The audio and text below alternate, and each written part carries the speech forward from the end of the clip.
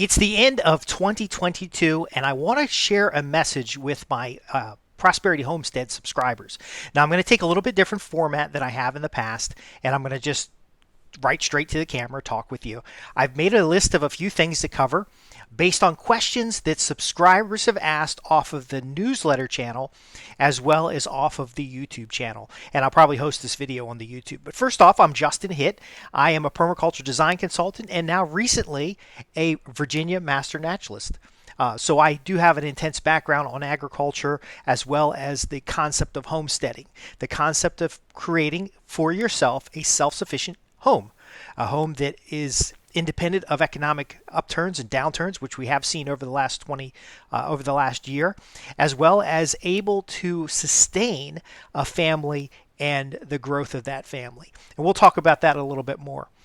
This may be a format for the new year where we're going to talk about. So here's what we're going to cover. We're going to cover some of the things that I'm going to do videos on, or I'm going to write content about in the next year. We're going to talk about some of the goals that I have for subscribers, because I don't do this for my health. I do this for subscribers. So if you're a member of our free newsletter at www.prosperityhomestead.org, then I write, like you guys know, I write content, I go out and record videos, I go do visits based on what your interests are, as well as the things that are improving my life or that I have as personal initiatives and activities. We'll talk about some of that. And then I've got 3 questions that we're going to answer from some of the last couple of months. Overall, I want to try to make this program not necessarily interactive, because I'm pre-recording it and you can ask your questions down below, but I want to see if this type of format is useful for you to essentially answer your questions and guide you in a direction that helps you create a prosperous homestead. Now, what exactly does that mean? Well, let's first talk about some of the goals. In order to produce content, I need to make sure that I have clear goals established. I know a lot of people are setting New Year's resolutions and stuff. I don't do that. I set goals every month, every week, every day at times, in order to incrementally improve my situation and ultimately move towards my objectives. So if you're going to have a prosperous homestead, what does that mean? What does it mean? Well, first off, one of my goals for subscribers is food security. We hear all the news reports about food being contaminated, and then animals having to be destroyed because of some kind of disease or outbreak, salmonella, E. coli, all these problems with our industrial food system. Now, there isn't anything necessarily wrong with the concept of a large food system that provides for a large group of people. But when you isolate that into individual corporate interests, there very often is a situation where a project could be too large to contain, and then regulation comes along, and then there's the constant fight between. It's kind of like a parent saying, hey, don't mess your room up. What do you think the kid's going to do? The kid's going to have a messy room. That's the way it works. But if you teach the kid how to have a clean room, the kid will tend to clean their room more often, because it's in their own self-interest. So a small farm has its enlightened self-interest not to poison its customers. Most of the customers, they know. So for example, when I buy from Sandy River Meats, it's nearby here, I meet people who are associated with the farm who are otherwise recognize me when I come in the store. Now, I don't even come in the store very often. Maybe they treat everybody very nice, but it's a personal relationship with a local farmer, and I know that their pork is being fed quality feed. Now, if I really am concerned about it, I could go visit their farm. You have to get permission, go visit their farm. I could meet the pigs. Okay, that doesn't happen in Smithfield Foods. And of course, you may have seen the leaks where they're literally feeding these hogs trash. It's food waste, and there's all these claims that they're saving food waste from the landfill. That yes, they are, but they don't bother to take them out of the plastic bags, and they essentially dump them into the stall. The hogs eat this stuff up. They're eating the plastic. They're eating the trash. They're eating materials that are not quality feed. If you want food security, you need to be able to access food in such a way that you can know the food is clean and that the food is delivered to your family fresh. That's all I'm talking about is food security. Now, I know a lot of other people talk about food deserts and things like that. I choose to live in Martinsville, Virginia, because it is a food desert. And I have certain skills that can make a difference here, as well as with farms in this region. Here's the problem, though. Not everybody's going to want you to have food security. Originally, the house that I'm in right now, and you can see behind me, I had big gardens planned. I had done some improvements to the property to allow for big gardens, and I ended up with a potential grand jury investigation related to the state of my property. And you'll find that in the Martinsville Bulletin. So if you look up Justin Hitt in the Martinsville Bulletin, you can see some extremely biased pictures. There's certain angles that they had made it look like the place was overgrown. I actually took pictures. As soon as I saw that, I took pictures, and you can see the whole property from Google. Actually, if you go to Google Maps and you look at the street view of the property that they mentioned there, and I'm not going to give you the address. If you want to go look it up, you'll see that the property wasn't as bad as these 5 citizens sought to have Virginia state criminal engagement against me with a grand jury to, quote, clean up my property. My property was more in a environmental state, but I had a medical problem. I had some heart problems. That's why I'm not always real consistent with the publications here. And I couldn't mow my grass for about a month. So the grass got a little tall, higher than 3 feet tall, because it's not normal grass, as you've seen in some of the previous videos. But this was only on the side yard in the backyard. It wasn't actually in the front yard. And then what they called overgrowth in the trees was essentially a natural habitat. It was full of birds. It wasn't anything unusual for how the property had looked historically before I purchased it. Long story short, that's my second part, is physical security. Literally, the city they mowed an edge of my yard with their equipment and basically bush hogged bushes, flowers. So basically it was wildflowers, and they thought it looked ugly, so they mowed it over. Only 18 inches tall. But it was the end of season. That's what wildflowers do. That is a physical concern to me. I've had inspectors show up on the property. I've had other things happen that create a physical concern. I want to make sure that my subscribers don't have these physical worries. Now, additional to physical security is the stable homestead, that you have a roof over your head. Because I know a lot of folks are having economic challenges due to inflation, due to rising food costs, and of course, rising food costs impacts food security. Your ability to raise animals impacts physical security. Because if you have animals on location, did you know that in most states, the animal services people, the dog catcher, can come onto your property without permission to go look at those animals? And then also there's a lot of rules and regulations that, depending on what level of animal raising or whether or not you're using them for personal consumption or selling them, that government officials can just show up on your property and tell you how to manage your land. Now, the assumption here is that you're raising animals in a holistic and humane way. And as long as you're doing that, you're not going to have any problems. That's what a lot of people say. But again, when there are small farms that are having their animals destroyed, quarantined, or otherwise taken away from them in favor of a larger industrial food system that is not caring for the animals, then I would question your physical security. If you're going to, there's a recent in 2022, an Amish farm that was raided, that was selling products to a private group of individuals, and they were raided. There is a physical security element there that we need to be aware of. There have been farms over the last couple of years that have had game cameras put on their property by the Department of Natural Resources, and then when the farmer removes those game cameras, they actually face state level and federal related charges. The farmer doesn't know who put those cameras out there. For all they know, they could be poachers. In this case, it was a government agency. Now, I don't want to, as we talk about content for the new year, I don't want to get into that conspiratorial elements here. I want to talk about just facts. If you're raising animals for yourself, more especially for other people, including family members, then there are laws, rules, and regulations. And I have a background in risk management, so you have to forgive me for being mindful of these things. But there actually are laws and rules that you've got to follow. And so if you're processing chickens on site, as you've seen in some of the past videos, I go and process chickens on site with a local farm. I am a volunteer there. They're not paying me anything to come process chickens. I'm trying to learn, and we'll talk a little bit more about how to learn these skills. They actually have certain regulations to follow. Now, there's the health food safety regulations that we want to follow for the protection of those individuals who could consume those chickens. There's also safety issues according to, we're using knives and hot water and stuff like that. I don't know how much you want me to go into those details, but those details are very important when it comes to your physical security. So we're also talking about safety, and we've talked about that in past videos when I go out on certain land. So for example, if I'm surveying someone's land or doing a perimeter look, I'm not doing a land survey because there's laws where you'd have to be licensed for that. I'm actually doing an agricultural survey to determine where the old fence lines, where the roads, all that stuff. When I go on certain properties, I actually carry. So I'm either going to carry a shotgun or with slugs in it, or I'm going to carry a pistol, 9mm with extra magazines, because there are bears in the area.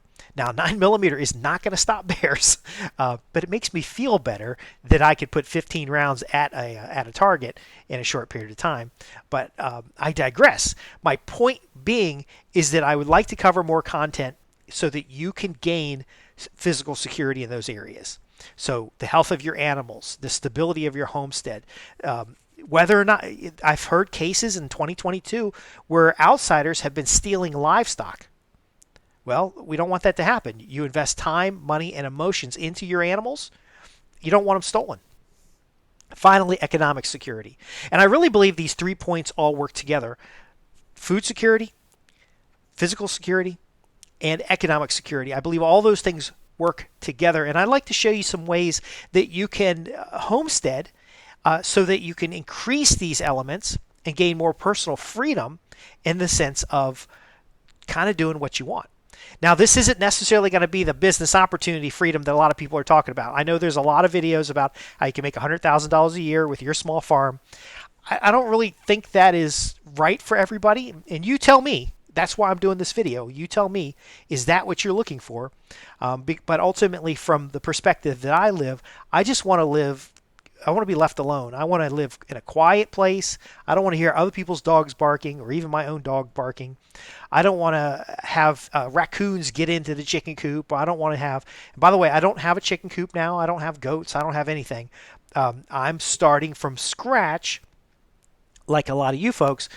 But as we're going to talk about later in this program, I have found ways to go ahead and start gaining the experiences so that I can be a credible resource to you, because I don't want to do videos on anything I don't know the answer to. And in fact, I'm very careful about when I record videos to only share things that I know to be practical, that I know to be actually you can implement them, or that I actually know something about, because unfortunately on the YouTubes, there's a lot of videos where people just don't know what the hell they're talking about. So we've talked about goals, food security, physical security, economic security. Now, my background, I've worked with the federal government, I've worked with government contractors, I've worked in large corporations. My background on these areas could include tempests and, military style perimeter monitoring. I don't think that's necessary. I think what we want to focus on is keeping animals out where they're supposed to be. So I'd like to do some videos on fencing. I've been doing a lot of studying on fencing. I'm going to have a project to put up some fencing. I've been checking out some quality work of other individuals who've been putting up fencing. I think good fencing makes good neighbors. But also that's physical security. I've got the opportunity to design some tiny houses or either a standalone homestead area. So we can talk about that. And then, of course, with inflation and economics, I have written about intentional thrift in the past. I think we should cover that. So again, in the notes, in the comments below, tell me, what do you want to hear about? What do you want to learn? What are your goals? What are the objectives that you have for the next year so that I can develop some content for you and deliver it through the newsletter, deliver it through the YouTube channel, and deliver it through the courses and training materials that we have available. Now, I think as far as courses are concerned, we've gone over composting. Composting is a wonderful way to increase the economic value of food waste that goes through your house, as well as different other kinds of organic waste. You can literally grow your own fertilizer with cover crops. We've talked about that. And another video that was very popular is the grass-fed garden. You can grow your own straw. This is an incredible thing. As you guys may or may not know, I'm trying to improve my health. Like I mentioned, I had some health problems, and I'm finally feeling where I can get out and do more cardio. I can get out and do more physical labor. Not that I do it, but ultimately I can. My point being is that there is ways that you can, using composting, biochar, using fermentation processes, grow your own fertilizer. So this whole talk about food prices going up because of the war in Ukraine and Russian aggression and all this stuff, well, what if you could just grow your own fertilizer? What if you caring for the soil and the food web in the soil, so there's these creatures in the soil that actually can synthesize. So this whole talk in the Netherlands about nitrogen gas emissions. When you till the soil, it does release the nitrogen out of the soil. The question should be, how did the nitrogen get in the soil? Well, in some cases, people use synthetic fertilizer to get nitrogen in the soil. What if there is a way that you could use living organisms to get atmospheric nitrogen into the soil? Well, that happens through the biological activity of the enzymes and the microbes and things that are in the soil. It happens through certain types of plants called nitrogen-fixing plants. So I'd like to explore that a little bit more in the future because I've heard a lot of folks that are scared that nitrogen prices are going up, therefore food prices are going up, fuel prices are going up, therefore food prices are going up. What if you could just grow your own food? See, that's a great solution because it now has 0 food miles. And we'll talk about that a little bit more because that food miles has to do with your food security. I know I'm building this big web of things. I just want to make sure you know that if you like and subscribe what we're doing here, I'm going to invest my time and effort into delivering you solutions. Because I know it's really easy to scare people and just talk about how, the government this, the government that. It doesn't matter what your government is. They got their agenda. You need to have your agenda. So the agenda I'd like to help you focus on is food security, physical security, economic security. So I'm going to go ahead and jump into these questions because I think if I answer these questions, you're going to get more of an idea of what you can gain by being a subscriber of this channel or subscribing to our newsletter. I do want to let you know that the majority of my content is not on YouTube. I have a podcast that I've been running for 4 years now called Prosperity Homestead.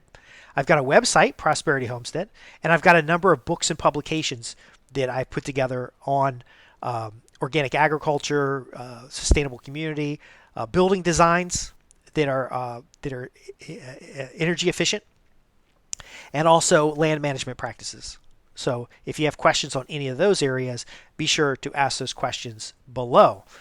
So first off, the question I received, and I'll give you all 3 questions to kind of tease you so you stay to the end of the video where I'm going to offer you something of value. But the first question is how do you start a farm with no money down? A lot of folks, they want to start a farm, they want to gain the farming skills, but they don't have the money to attend the courses, the classes, or the time to go do these things. The next question I got was how to get more quality local food. Okay, that's very important. Food security. If your food is from your community, they aren't going to poison you because then they got to look at you all the time. These corporations are not trying to poison people. There's just certain when you tell somebody they're allowed to include certain caustic chemicals in their food, and these chemicals give the food better shelf life, and they make it easier to deliver to the market, and they reduce the losses associated with rotten food, they're going to use them. But in fact, those chemicals are caustic and they harm you. What if you could get the food closer to its harvest time, closer to your home, and ultimately consume it before it starts to go bad?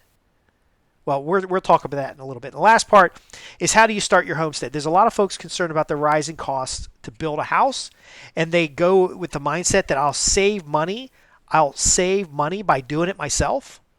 And then that actually ends up costing you more because your time has value. So let's get back to the first question. How do you start gaining farm skills? How do you start producing farm and local activity if you don't own a farm? So I'm living on, I got maybe an acre and a half here, and my city has persecuted me. I very carefully say that, but they have really made it difficult for me to even have a small garden. So what I had to figure out is how do I continue with my, see, I've been doing organic gardening for more than 20 years now. Okay. I've had a garden at pretty much every place I've lived, and I've had as much as 60% of my own vegetables during the growing season grown on my own property. Think about that. And then I moved to an environment, and then suddenly nobody wants you to have a garden, yet it's a food desert. See, there's concerns about the overgrow. I had corn growing down the hill over here. Corn and asparagus, not asparagus. I do have asparagus up front here. Okra, okay? And these plants are like 6 feet tall, okay? And then a neighbor complains, and by the way, most of my neighbors are really good. Most of my neighbors are incredible, okay? But a few little people here and there complained about the overgrown plants in my backyard. And I said, what plants are you talking about? And they said, right there. And they pointed. I said, are you talking about that corn? And if that's not corn, they said, that's not corn. I said, well, no, it was, I picked the corn off of it, and what's left is, you know how corn stalks turn brown. You know, that just happens. I got another funny story here in a little bit, but they said, well, what about the other plants next to it? I had okra plants that were taller than me, 6 feet tall, and I had picked all the little young okra shoots and stuff. They were very tasty, and I had left some okra to grow out and then to dry out so that I could save seeds, because saving seeds is part of the economic security as well as food security, because when you save seeds the right way, you can perpetuate quality plants year after year. So I said, what, the okra? They said, yes, those trees out there are all unkept. I said, well, those are okra plants. And they said, well, that's too big. My okra only grows a couple feet tall. And I said, well, do you have the right enzymes in the soil? Have you been mining the soil food web? Do you use mulches to control moisture? You know, I sometimes say the wrong things, but essentially my okra grew so big because it was in the best environment for okra. Now, the row next to it was the best environment for corn, and the row next to that was the best environment for cabbages and things. And it's just wearing to have to explain those things. But here's what's important. If you don't have land of your own, do you have a community garden? Now, community garden is not ideal. It is best to have land of your own. But again, even if you have land of your own, some other people's opinions, it only takes one or two loudmouths to disrupt a good thing. Then what about a community garden? Now, I sought to establish a community garden, but there are challenges with community gardens that you might also find a challenge for yourself. For example, management by committee. Very often, community gardens will allow things that are not healthy. They'll allow fertilizers and pesticides and herbicides and stuff that are not part of the ethic that you want to use for growing your own food. And by the way, I use the word ethic on purpose because if you're not, I don't want to teach you something that isn't true. So when you use a herbicide or a pesticide, I might use dramatic language, but it's factual in nature. So if you're using a herbicide to kill off plants, you're in fact destroying genetic material by using some kind of caustic or some kind of toxic material. What if you understood the plants better and could cultivate so that those plants weren't ideal for growing there? So the example is, rather than spraying them with a herbicide that destroys the plants and destroys part of the ecosystem, kind of a genocide of the ecosystem or destruction of the ecosystem, you instead adjusted soil pH so that that type of weed wouldn't grow. Or you used heavy mulch. By adding additional carbonous material, you've smothered out the things that are necessary for that plant to grow, and you've in fact gotten the same result without the destructive mechanism. In fact, you created a better environment. So what we're talking about here in a community garden is finding the right garden. It could mean that you create your own community garden at your church, at your local lodge or ruralty club. It might be a piece of land that is distressed and nobody's doing anything with it, and you gain a relationship with the owner and you ask them if you can farm their land. You can also go further, and what I did when I met the setback of having city officials tell me I can't have a garden after I've had a garden for a number of years, after I've raised my own food a majority of every place that I've lived, is that I went ahead and volunteered at a local nonprofit that had a large garden. Now, when I got there, they had a large garden, but not enough people to manage it. They had a 2-acre enclosure. Biggest problem I had with my property is deer. So when I saw their enclosure, I fell in love. I was like, oh my gosh, that's an 8-foot tall fence. Oh, sweet Lord Jesus, I am so happy. And I said, hey, look, I would like to work your garden. Now, of course, they're going to be skeptical because working their garden and having the time to work their garden, especially if you got to drive away from home, is difficult. But again, I built a relationship with them. I think they started in 2016 when I first had problems with the city. And eventually I went over there like almost every day of the week during the growing season. And then now you've seen a lot of the videos of that farm. They don't pay me to be there. I bring my equipment over there. I bring my time and resources over there, and I work with that team that is holistically aligned with my own goals and objectives. They don't use any pesticides, no herbicides. In fact, they use predators like chickens. Chickens go in and eat grubs and things. They use cover crops. They use the things that are holistic and building the quality of that soil. See, anytime you can gain access to land and you can invest by being a good steward to that land, you're going to build something of value. And I can see the hesitation about going and working someone else's farm or working on somebody else's homestead or working a community garden because all that wealth that you're building there is not coming back to you. But that's okay because the wealth you gain inside your head through the practical application of these skills is worth way more than the land itself. If you get thrown off a piece of land or something happens and you can't afford to live where you're living, you have to go move someplace else, don't let that be a setback. Find the opportunity so you can start a farm with no land. Now, this particular question asks about no money down. How do you buy land? My argument is that you don't need to own the land in order to benefit from it.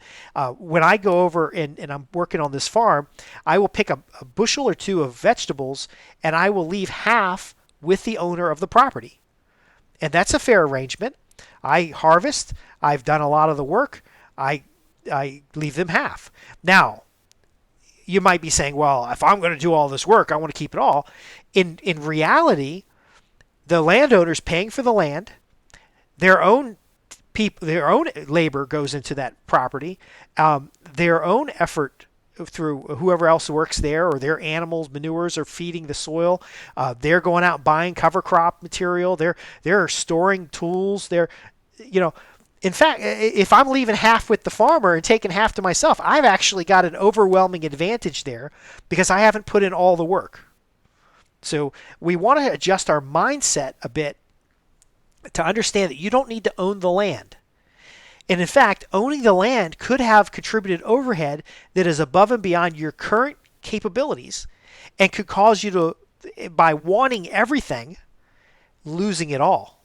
So, yes, you can buy land, no money down. I have acquired property for myself and I've helped other people acquire properties that they have gotten pennies on the dollar of what the original asking price was. And we can talk about those strategies if you want. I have worked with real estate developers in the past. I've worked with people who flip houses, people who develop land. I have stories from working with people that may be beneficial to you. But I want to help you with that mindset to understand that in 2023, you don't have to own the land to benefit from proper stewardship of that land. Please understand that. We can also talk about wild foraging. I know some great resources for that. And by the way, when we talk about content in the future, I want it to be educational. I want to bring in experts, okay? Because I can't do all this by myself. If I'm not making money off of it, I can go work a job and do that. I'm doing this because I enjoy it and I want to see your successes. But I want content that solves problems. I want to make sure it delivers resources that you can use, and then it helps you with the cognitive skill. I don't know if that's the right word, but frankly, the internet is full of all kinds of untruths.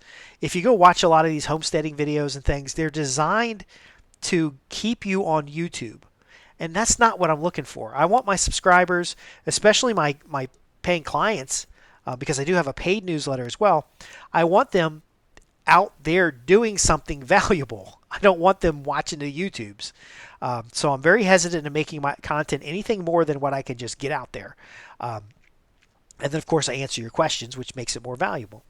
But the point being is that you don't have to own, I don't own YouTube, but I'm leveraging it to reach an audience, to answer questions, to refine my speaking skills, to improve the interaction, to gain social value, to meet new people. I don't have to own YouTube to do that. And if YouTube shuts me down or shadow bans me or whatever, I can go to BitChute, I can go to Rumble, I can go to any other platform. In fact, in 2023, I'm probably going to bring somebody on staff to start syndicating materials because some content does much better on these other platforms. And I don't have time to go do it myself, but I hope we're delivering to you valuable and useful resources. But again, you don't need to own the land. You can lease the land. You can work on someone else's land. You can go and volunteer at a nonprofit. You can have a community garden. You can use the land at your church or civic organization. There are many more solutions than there are problems. And I hope that you see that. Let's go to question number 2. Question number 2 is, I checked my notes. I missed one more. You can actually, and this is happening in my area a lot, you can actually bring family members together to buy land. That was the last one. And again, any of these topics you want me to expand on it, we can cover them in the new year. And I'd be more than happy to give you specific instruction as well as specific examples on how to do these things. Because a lot of the content that I've written about for my paid clients, I don't see it on the internet. And the reason I don't see it on the internet is because a lot of folks, they're just trying to entertain. Well, we're trying to entertain you so you stay engaged. But ultimately, I question that they're teaching you something that they know to be true versus something that is popular and that is known to garner views. Okay. And believe me, I watch a lot of YouTube. I watch a lot of videos and buy books and invest in seminars and events and stuff. I don't think it's my place to teach you something I just learned without first implementing it. Because even in the permaculture design, once I started with the implementation, I realized that a lot of textbook elements actually don't apply consistently in a temperate climate, in my location, with my soil type, and so and so. But knowing how to determine the soil types and the climate and other things made it easier for me to adapt the generic lesson. Question number 2. How do I get more quality food? How do I get more local food? So there's been a couple emails coming in where folks have said, hey, look, I don't have local farms around me. I live in a city. I live in the suburbs. I live in a rural community that doesn't have any farms. It is true. There are fewer and fewer local family-owned farms. And I'll tell you that it's a sad thing because when you have regional food distribution, you have a more secure food supply chain. Now, it is possible that you have farms in your area that raise things that you don't eat. You're a vegetarian, and all the farms in your area raise goats, sheep, and hogs, and cows, and that's just not for you. I think this challenge, when people see this, is kind of twofold. Number one, it is a perception, not necessarily the truth. And number two, it is a opportunity, not necessarily a problem. Number one, with the perception. Within your social circles, let's say you're a vegetarian, you're vegan. I was a vegan for 4 years, by the way. Raw foods, vegan. I ate nothing cooked. I ate everything vegetable. Okay. I didn't even eat fermented foods. We can talk about that experience elsewhere, but I eventually, I like meat. And so I eventually started eating meat with a more responsible nature about it. My point being is that if you don't think there's any local foods around you, then you got to start networking. You got to start interacting with folks. You got to start driving out in the countryside, seeing what's going on. there's very likely that there are foods available, that there are quality goods. If maybe you only eat grass-fed beef and you're tired of buying it at the grocery store, and you drove around the countryside, you didn't find anybody raising grass-fed beef because there wasn't a sign. Well, if you go to a local ag store, you go to your southern states, your local co-op, you can ask them, anybody raising grass-fed beef? I'd like to buy it directly. If you start looking at your Hispanic grocery stores, your global markets, and your small independent grocery chains or butchers, they're going to know where you can get quality local foods. In the case of the vegetarian or the vegan, you can start. So, for example, if you're vegetarian due to religious reasons, you can ask at your mosque, you can ask at your temple, you can ask at whoever you're socializing with. Now, here's the thing. A lot of folks are not as social these days as they have been in the past, and that is a real problem. We're disconnecting, and what this is doing is dissolving our communities. And so in finding local food resources, you're actually cultivating community. This is very important, because meeting your farmer and buying local means you're going to circulate funds inside the community. Virginia Tech did a study that every dollar you buy a local quality good, it multiplies by 6. Now, why is that? Well, when you buy from the farmer buys feed and feeds the animals. That money is converted into feed, the feed converted into proteins, and then the proteins converted back to you as food. Same thing with vegetables. If you support a farmer who buys heritage or heirloom seeds that are true to seed, and they are growing those seeds, and then at the end of the season, they are saving those seeds, the original seed is never bought again. Eventually, you have to exchange seeds. We can talk about how that works, especially native plants. Let's say a farmer's harvesting from perennial plants, so they've got blueberry bushes and stuff. The dollars you give them to buy foods or to pay for services is now in their system of cultivation. Now, we're moving towards permanent agriculture when you understand these concepts, but it's a replenishment. So I've had criticism in the past when I talk about the transformation from a homestead to a small farm to an estate. And then I compare Biltmore estate or Reynolda estate, and people are like, well, we're not rich. I sincerely believe and mathematically can support the fact that if your homestead is self-sustainable, you have a higher probability of gaining what would be considered wealth, worldwide considered wealth. You're already in the top 1%. But if you're able to buy a seed, save the seed, and ultimately multiply the value of that plant. The biblical example is that one seed goes in the ground, the grain comes out, now you have multiple seeds, and that replenishment of value due to the farmer's investment is wealth. Now, if we're looking at it from a permaculture perspective, the wheat seed went in the ground. The wheat stalk and biomass could become bedding for animals, which they then manure, and then becomes compost, which becomes nutrients for the garden. The multiple seeds that come out, half the seeds are saved, the other half the seeds are turned into breads, which becomes caloric inputs to you. If we're looking at the energy flow as we progress through the system itself, the investment you make in communicating, establishing relationships, being involved in your community to find good quality local food is a cultivation or a wealth building prospect. Really, it's a wealth building prospect. So I used to volunteer through my church to help with a food bank where they'd buy bulk food or there was seconds food, and they'd come in on a big truck and we'd sort the food, build food boxes, and then we'd give some of them away. We'd sell the other ones, and of course everybody who volunteered took food home. Those types of things don't just magically happen. So let's talk about the second element of this, of not knowing where the local food is. So maybe you don't have a farmer's market. Maybe you don't have a local shop. Maybe you don't have a local farmer. Maybe you don't have anything that you need to get local food, and you're stuck going to the grocery store and eating that nasty industrial food. Now, first off, not all industrial foods are nasty. There is an economics of volume, which makes some of that food more cheaper than it would be to grow it yourself. Do you know to raise a chicken on your own for meat, the chicken is worth $25 a piece? Now, if you've got a bird that can lay eggs and be meat, it's worth even more. But the cost for that farmer to process that food, it would be $25 to $35 a chicken.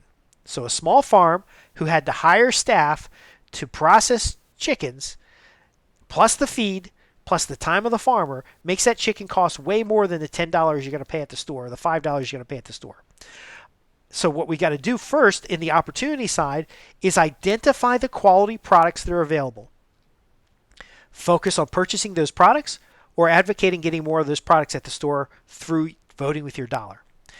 The next opportunity in that is natural food stores. So maybe you don't have a natural food store. Well, why not start one?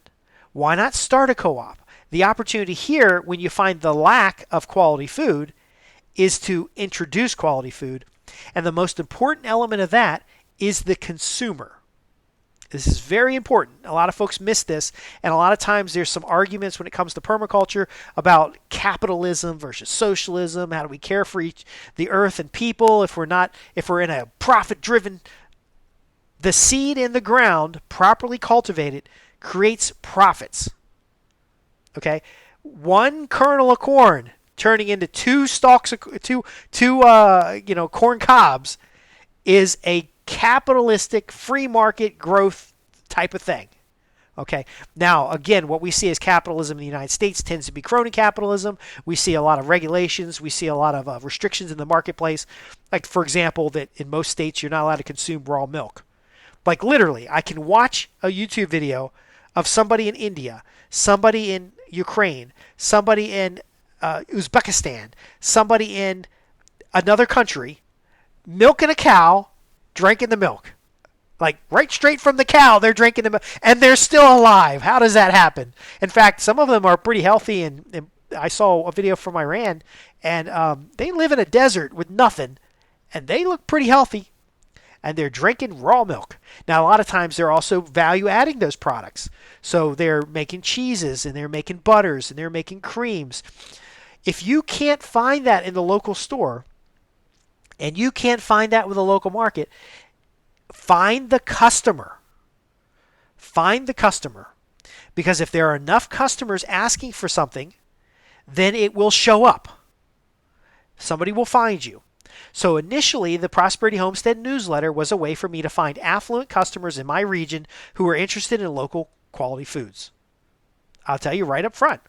Turns out there are thousands of them.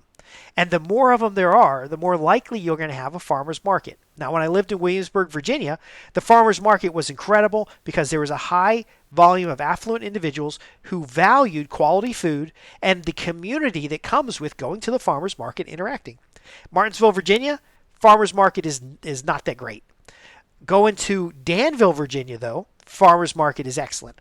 So what my argument is if you want to find local quality foods and you can't find them in the community, you can't find them in your social circles, then find the customers. Because where there are customers, there will always be providers. Now, you can become, as part of that sustainable homestead or that prosperous homestead, you could become the middleman that makes the arrangements. So when you go to the global market, and you might buy a 25-pound bag of a product that you can't get in your local area, you bring it back and divide it up. I'll give you one example before we go on. We have some friends that really value quality farm-raised chicken, and they couldn't find it where they're at. I went to a local farmer. I bought wholesale those chickens. I loaded them up in a cooler. I had already had customers in place. Okay, so I had already gotten money from the customer. I drove down to the customer with 25, 30, 40 chickens, and I passed them out. It required a little bit of coordination on my part. Now, did I make any money out of this? No. I got chicken at wholesale price. I got my fuel covered. I got whatever, but these are friends of mine. I'm not trying to trying to make money off my friends. I'm trying to make sure that the farmer has incentive to grow more chickens. Do you see how this works?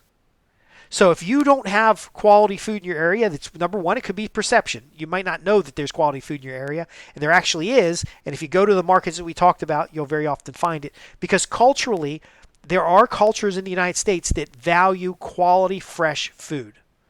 Now, the typical American does not. They'll eat at McDonald's, they'll eat at Wendy's, they'll eat at all these other big restaurants, not realizing that what they're eating is not as good as it could be. But again, there are communities that value and respect quality food. Also, there are groups and associations and people that are customers for quality food. Make the match. Be the solution. Question number 3. Oh, you know what? That last one I didn't mention. You could just grow it yourself. If you can't buy it in your neighborhood and you can't find anybody else who wants to buy it, just grow it. Grow it in your own yard. Grow it in your own neighborhood. Go back to question number 1 and go work on somebody else's farm and help them develop a market garden that includes the vegetables and stuff that your family likes to eat.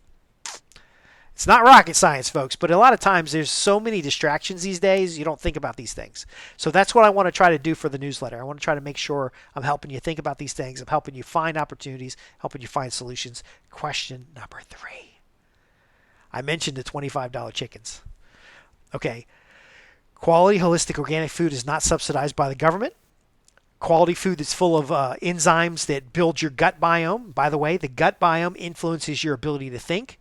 Your skin texture, it influences, look, I got all this hair. Why do I have so much hair? Well, because I'm getting good quality food. Now, it reduces your health problems. It is all these claims. They say claims, the FDA, claims. Read a book. Quality, fresh food that is consumed closer to its growth is better for you. Okay, nobody wants to eat rotten food that's 30 days old. But we do, and unknowingly, a lot of times we do. So here's my point. A lot of folks will say, hey, with the rising costs, I can't afford to do a homestead. And I'll tell you, I was downsizing, and I was going to build a house, and it was $255 a square foot finished. Now, that's hiring a builder. That's them doing all the work for me. That's the budget that they proposed, $255 a square foot. That means a 1,000 square foot house is $255,000. Now, in my area, I could buy a 1,000 square foot house for $65,000 or even $100,000. Now, the difference is that house is not on the property doesn't have 20 acres of land. But even then, I was looking at properties, 70 acres, 100 acres that were between $130,000 to $400,000. Now, the houses were too big. In one case, I think it was like $350. I don't know if I published the video, but I was looking at a piece of property for somebody. It was 2 floors, walk-in entrance on both floors, 70 acres, $350,000, and I was like, oh, this was before COVID, and it was like, oh, this is so expensive. I don't want to be getting this. It was only a couple $100 a square foot for the house, but I got 70 acres of land with it. The land had cattle leases, and there was a 4-acre lot that had another house that would have been rental income. And I hemmed and hawed about it, and I don't regret not taking action on the purchase, and I don't regret that the client didn't take action on the purchase. But ultimately, that's a hell of a deal in hindsight. So I think I don't want you to be distracted by how much something costs. I want you to ask the question, how can I afford this? Could you get the right piece of land and put a tiny house on it and then build your bigger house later? Or could you get a better house near the piece of land? Or could you live in a double wide while you're cultivating the land and building its cash flow? I want you to look at the possible solutions. I don't want you to make a decision, but very often if you'll downsize so that you need less, so I live in a 3,200 square foot house. I don't need 3,200 square feet. I don't need bedrooms I don't even go into. But again, the cost is so low that it actually is less than it would cost, because a mortgage to afford to build a 1,000 square foot house was going to be almost $2,000 a month with the current interest rates. I don't pay anywhere near $2,000 a month for my current housing situation. But costs are relative. Costs are really relative. And so would downsizing help you get more from what you've got while you're moving towards what you want? So I had thought about renting a room out here, Airbnb or something. Mostly what we're going to do here is just downsize to be tiny house size. So there's a potential for a project here in the future of a tiny house, or I do have a travel trailer like you guys have seen in previous videos. I might just go live out of the travel trailer for a while and visit my local region because there's some beautiful things going on here. But I don't think being married to the idea of having a particular homestead is valuable in 2023 or at any time, because as the pioneers before us, sometimes your first choice isn't always your best choice. So you've moved into a piece of land, you start doing these things, and then it gets overwhelming because either you're doing too much, or you don't have the skill set ready, or the house costs too much and you don't have any money left over to buy animals and livestock. You may not be aware that feeder hogs are about $75 a piece, and you're probably going to put about $300 in food in them before they are finished. At their finished value, it could be worth $400 or $500 depending on the market. But it's not like there's a multiplication value here, but there's also an infrastructure cost. So when you spend money with a local farmer, there's that multiplying value because they've already covered the infrastructure cost. When I talk about going and working the market garden at someone else's farm as a volunteer, he paid all the infrastructure cost. So I'm benefiting from its current state and not having to pay that back infrastructure cost. If you were to build your own farm, your own homestead, your own property, you're going to have a lot of infrastructure costs that may not be recovered in your lifetime. So here's what I want you to look at. And now this is a thought exercise. It's not necessarily a recommendation. But what if you had to live in a van down by the river? Okay, the old Chris Farley, when you're living in a van down by the river, you're going to be thinking about this. I want you to plan on paper. I think the design plan is the most important part of any small farm, homestead, or estate. You can draw it out on paper. You can start figuring out how much it's going to cost. You can ultimately start adjusting your current lifestyle so that it's within alignment. Don't quit your day job. Okay. In fact, you might end up with more work than you imagined, but ultimately work on your health, your wealth, and your wisdom by practicing in action, not inaction, by like not doing anything, but putting your knowledge on paper to test ideas and concepts so that you can then find the ideal balance. Now, you do have to take action. That's why, again, I wanted to make sure we talked about how to get property with no money down, which essentially could be volunteering on someone else's farm. How to get more local food is build a community around the local food, because by the time you have the resources to do your homestead, you'll also have customers. You'll also have farmers in the area. We can do co-op buys. You'll have an idea that the market is valuable. And then at least when you do your homestead, you'll have practice being self-sufficient. So wherever you are today, whether you're in an apartment, whether you're in a city or a countryside, if you can be self-sufficient where you are, within these networks of individuals, you'll find a higher success rate. You'll find you're more likely and your results are more probable because you'll have developed a structure that reinforces the value or achievement that you desire. Now, I know I've covered the 3 questions here. How do you gain land with no money down? How do you access quality food when it seems not to be available? And then how do you start your homestead? I want to invite you to be a member of our free newsletter. So if you'll visit www.prosperityhomestead.org/newsletter, you're going to get an opportunity to join a free email newsletter. The reason I'm inviting you there is because I do suspect that some of my content is shadow banned, and I'll tell you why in a second. I also want to share with you the content that is not available on YouTube or is not available on the website or not available someplace else. Plus, because I've done the things that I've shared with you here today, there's a whole network here in the Mid-Atlantic region. I do believe the Henry County, Martinsville, Virginia area is such a good geographic location that you can get to it easily, that there's actually a number of courses and training materials. I don't know if you've ever been to Floyd, Virginia, but even in Steward and there's concerts and events. There are awesome things to do here that I'm not going to go onto YouTube and do a video about, but I would send out a link to a calendar notice or something like that. That's why I'm inviting you to join the newsletter, because there's a lot of stuff going on that can help you buy the land you want and live on it, afford to live on it, build the homestead you desire, and actually see it in your lifetime, and then ultimately have the quality food, the health, the prosperity that you deserve. Again, if you visit www.prosperityhomestead.org, that's all one word, except it's Prosperity Homestead, one word, period, org/newsletter. I will be more than happy to send you some free resources about this. Now, you're going to find out about the publications that we put out. The newsletter articles are interesting.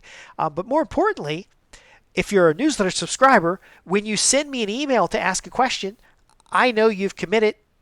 I know your email is legitimate, and I will take the time to either record a video, to write an article, or get you a copy of a report to answer those questions. Because, again, with the goals that we've described here, these are worthy goals. Financial security comes when you have food security, physical security, and economic security. So that financial security, that personal freedom that's higher up on the Maslow's hierarchy of needs, we want to address the basics. We want to make sure that you have food, shelter, and confidence, and the skills to survive anything. Now, there's different angles that we could go at and approach here. I want to let you guide that. I want to make sure that I'm serving you as a subscriber more than anything else. But ultimately, there's an opportunity here for you to have greater confidence, greater happiness, greater prosperity and success with your small farm, homestead, or estate. Now, some subscribers have actual estates, 200 or 300 acres, $1 million houses. Don't be offended if I talk about their condition. They didn't start out that way. Okay? Others are in India and Pakistan, and we have subscribers around the world who are interested in regional economic development. And I'm going to argue that the skills you need for regional economic development are the same skills you need to manage a large estate. So if you're managing a large estate, it is a business. My angle here with Prosperity Homestead is that if you have a homestead that is prosperous for you and your family, it is ran like a business. So we also will introduce you to household management skills that come out of managing an estate that are practical for a small homestead. Now, my mom practiced these things, which includes like having a list of what's supposed to be in the pantry, creating a list to go to go shopping with. So please don't be confused if I cover things and I talk about affluent customers and I talk about high-income professionals, and you're not in that situation. I'm telling you, though, that if you have starting at your home in the family unit, if you have a mindset for prosperity, if you have a mindset for health, wealth, and wisdom, the money comes. It's just the way it works. Money tends to go where it multiplies. Just like if you can multiply quality seed, you are replacing the initial. You put a seed in the ground, and then a plant comes up, and then you get more seed, and it's true to seed, so it replaces the original seed plus pays you back 10 times over. It's in the Bible, it's in the Quran, it's in all the books that the natural systems are designed for abundance. The problem is people get in, we organize under profit motives, we organize rather than serving the customer, we organize on what we can get from the customer, we focus on short-term needs rather than understanding the seasons. And I do believe that we're going into a season of discomfort, a season where food prices are going to keep going up. And even the price to build, while it's gone down a little bit recently, I think it's going to keep going up. And there's a number of reasons we can talk about in the newsletter. But again, there are some things that I don't put on YouTube because they get like zero views. I write something about grass-fed gardens, and I kept it very neutral, and 26,000 visitors. I think I got like 400. I have like 400 some subscribers, but I think I got almost like 200 subscribers just out of that. Again, this is not about subscribers. This is not about being popular. This is about getting results for you and your family. This is about you building a strong community around your home. This is about you having food security, economic security, physical security.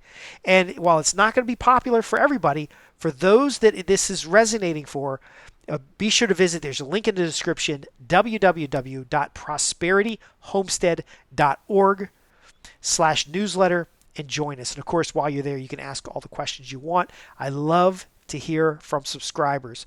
You are the only reason I'm doing this, other than trying to improve my communication skills, because I do have a tendency to just be out in the woods or be out on in the farm or just read books. But long story short, I'm here to help you. I'm Justin Hitt with Prosperity Homestead.